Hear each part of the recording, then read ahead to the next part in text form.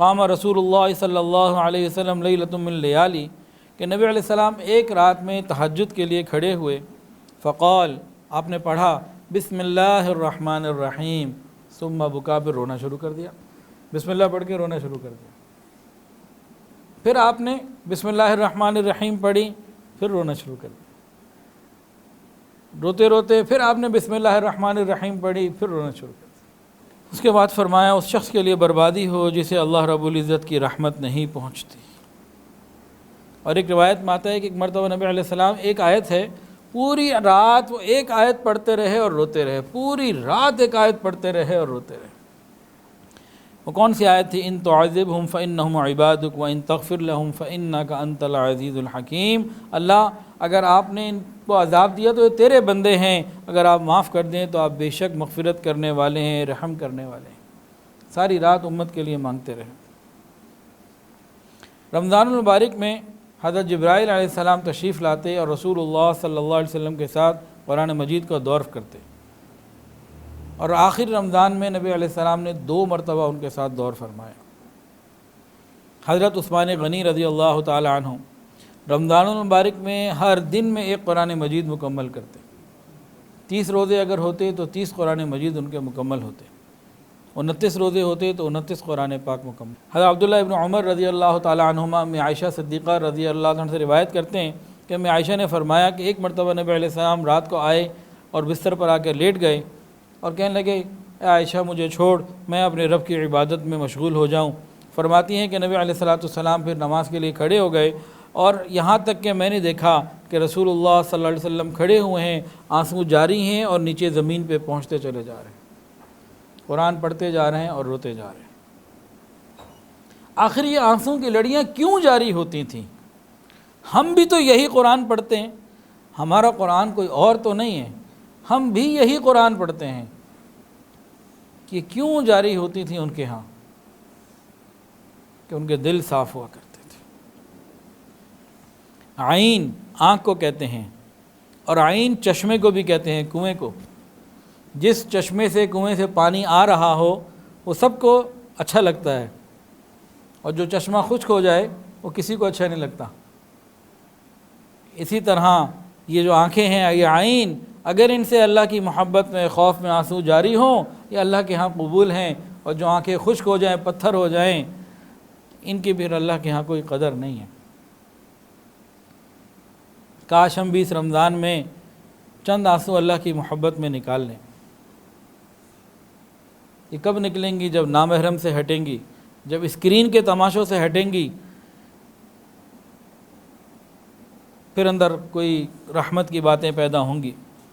جو نبی علیہ السلام کی کیفیت تھی، حضرات صحابہ کرام رضوان اللہ تعالی علیہم اجمعین کے بارے میں بھی اسی طرح کی بہت ساری باتیں کتابوں میں لکھی ہیں. ان میں سے بعض واقعات حضرت ابوبکر صدیق رضی اللہ تعالیٰ عنہ کے بارے میں آتا ہے کہ جب بھی وہ قرآن مجید کی تلاوت کیا کرتے تھے تو اپنے آنسوؤں کو روک ہی نہیں سکتے تھے. ادھر تلاوت شروع ہوتی، ادھر رونا شروع ہوتا.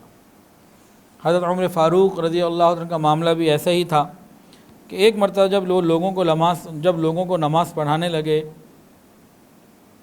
تو قرآن کی تلاوت کرتے کرتے رو پڑے، اور روتے روتے ہچکی بن گئی. 3ری صف تک لوگوں نے ان کے رونے کی آواز کو سنا.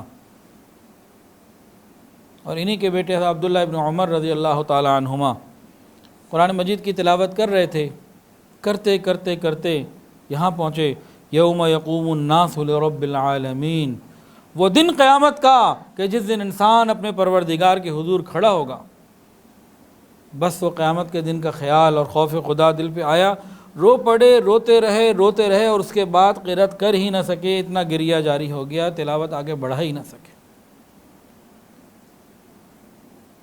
کہ دل میں جب اللہ رب العزت کی عظمت ہو، خوف بھی ہو، اور قیامت کے دن اللہ کے سامنے پیشی کا ہمارے دلوں میں خیال ہو، ذہنوں میں، پھر ایسی آیات آئیں تو بندے کا دل لرزتا تو ضرور ہے.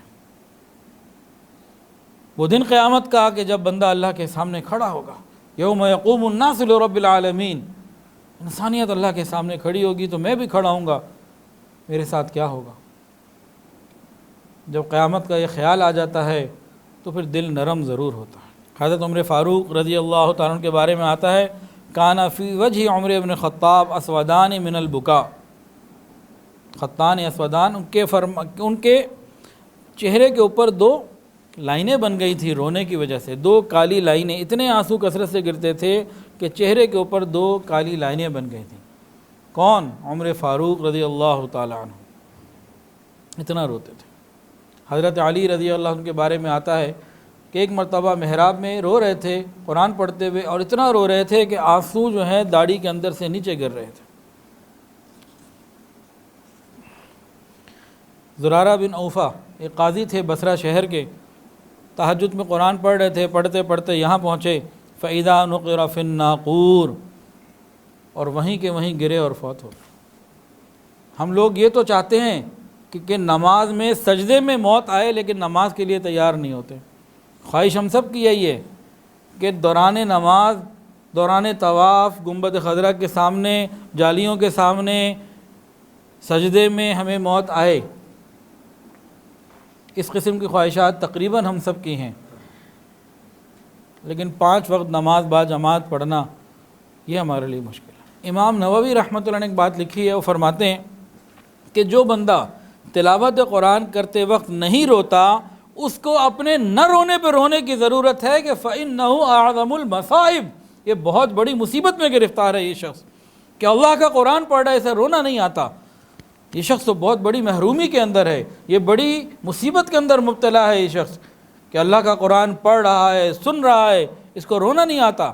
اس کو اپنے نہ رونے پہ رونے کی ضرورت ہے کہ یا اللہ کیا بنے گا میرا۔ حضرت عبداللہ ابن عمر ابن زبیر رضی اللہ تعالیٰ عنہ نے اپنی دادی سے پوچھا، اسماء بنت ابی بکر سے، کہ صحابہ کرام کیسے تھے؟ تو انہوں نے ایک ہی بات فرمائی، کہا کہ جب اللہ کا قرآن پڑھا یا سنا جاتا تھا رو پڑتے تھے۔ یہ صحابہ کرام کی صفت ہے۔ ہم غور کریں کہ یہ قرآن ہمارا دل کب گدگدائے گا، کب وہ وقت آئے گا کہ ہمارے دل میں قرآن پڑھنے کی وجہ سے کوئی خوف خدا کی کیفیت پیدا ہوگی۔ اب حفاظ بھی بیٹھے ہیں، زندگی گزر گئی قرآن مجید کو پڑھتے ہوئے، آخر وہ کون سا وقت آئے گا کہ قرآن مجید ہمارے دلوں کو گرمائے گا، گدگدائے گا، کوئی کیفیت پیدا ہوگی۔ صحابہ کرام کا قرآن مجید سے کیسا تعلق تھا؟ سیرت کے بیانات میں واقعہ گزرا ہے الحمدللہ۔ نبی علیہ السلام ایک سفر میں تھے اور دشمن قریب تھا، تو رات کو 2 صحابہ کرام کی ڈیوٹی لگائی کہ بھئی آپ نے جاگ کر جو ہے نا حفاظت کرنی ہے، اور صبح ہمیں اٹھا دیں، اور اگر کوئی رات کو خطرہ ہو تو ہمیں اطلاع کر دیں، تب بھی اٹھا دیں۔ انہوں نے کہا ٹھیک ہے۔ اب انہوں نے ایک اونچے ٹیلے کا انتخاب کیا کہ بھئی یہاں ہم کھڑے ہوتے ہیں تو یہ سب نیچے سو رہے ہیں، ہم ذرا دور تک نظر یہاں رکھ سکیں گے۔ تو دونوں تھے، ان دونوں نے آپس میں طے کیا کہ جب ساری رات جاگنا ہی ہے تو ڈیوٹی کو ڈیوائیڈ کر لیتے ہیں۔ مثال اگر 4 گھنٹے باقی ہیں فجر میں تو 2 گھنٹے ایک آرام کر لے، 2 گھنٹے دوسرا آرام کر لے۔ کہ ٹھیک ہے، کیونکہ اگلے دن پھر آگے سفر ہے، اس پہ انہوں نے طے کر لیا۔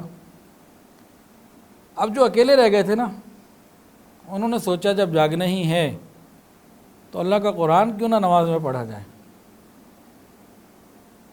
تو وہاں انہوں نے اللہ تعالیٰ کا قرآن پڑھنا شروع کر دیا، نماز شروع کی اور قرآن کی تلاوت شروع کر دی۔ دشمن کہیں قریب تھا، اس کو اندھیرے میں نظر آیا کہ ٹیلے کے اوپر کوئی کھڑا ہوا ہے، تو وہاں سے اس نے جو تاک کے تیر مارانا جسم کے اندر لگا، خون کا فوارہ نکلا، لیکن آپ قرآن پڑھتے رہے۔ پھر ایک اور تیر لگا، پھر ایک اور تیر لگا، تیروں پہ تیر لگے، اور ہر جگہ سے خون نکلتا رہا، آپ قرآن پڑھتے رہے۔ پھر ایک دم انہوں نے ایک خیال کے تحت جو ہے وہ نماز کو جلدی مکمل کیا اور اپنے ساتھی کو اٹھایا، کہا دیکھو دشمن قریب ہے۔ تو ان کی حالت دیکھ کے اس نے کہا کہ انہوں نے کہا کہ بھئی آپ نے کیا کیا، یہ پہلے اٹھا دیتے، اتنا انتظار کیوں کیا، پہلے تیر پہ اٹھا دیتے۔ تو فرمانے لگے کہ میں نے قرآن مجید کی ایک سورت شروع کی تھی، میرے دل میں تھا کہ اس کو پورا کروں، اس کے بغیر نماز مکمل نہ کروں، چاہے تیر آتے رہیں۔